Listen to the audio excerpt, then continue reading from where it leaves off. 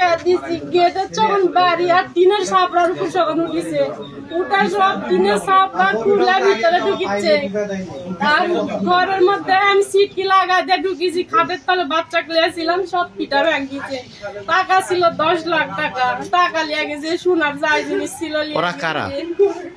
ওরা ফরেস্ট ডাকাতের ছেলে নাইমের লোকজন।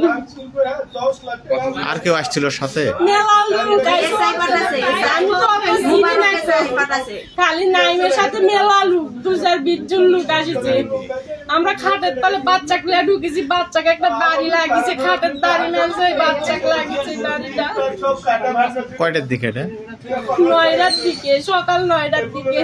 তাই আমার মুবারকের কাছে পেছিছে ওই এসআই থানা কিনে নিছে থানা থেকে লোকজন আসে না মানে পুলিশের প্রভাব দেখে এটা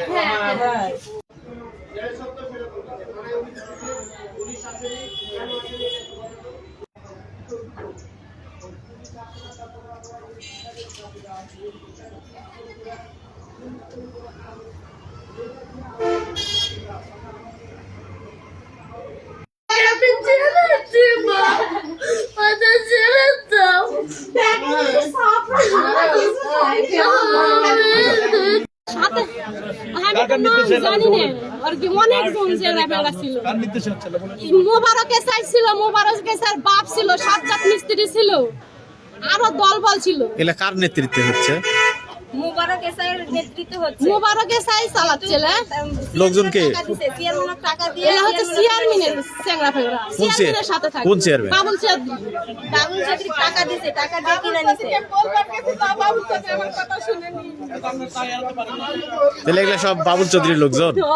বাবা হুমকি দেয় টাকা চাই যে ইমানের ছেলে 3 লাখ টাকা চাই দিলে জমি ছাড়া দিয়ে চলে যাবে 7-8 টাকা চাই। আবার আমরা থানাতে যাওয়া আছে থানার থেকে কোনো পুলিশ পাঠাটি একটা পুলিশ যদি আসতো এখানে তদন্ত করলে আর এই ক্ষতি করে পারতো না। আমার ইমানের ছেলের নাম কি? ইমানের ছেলের নাম জাইদুল মান্নান। কত টাকা চাই? 3 লক্ষ টাকা চাই 3 লক্ষ।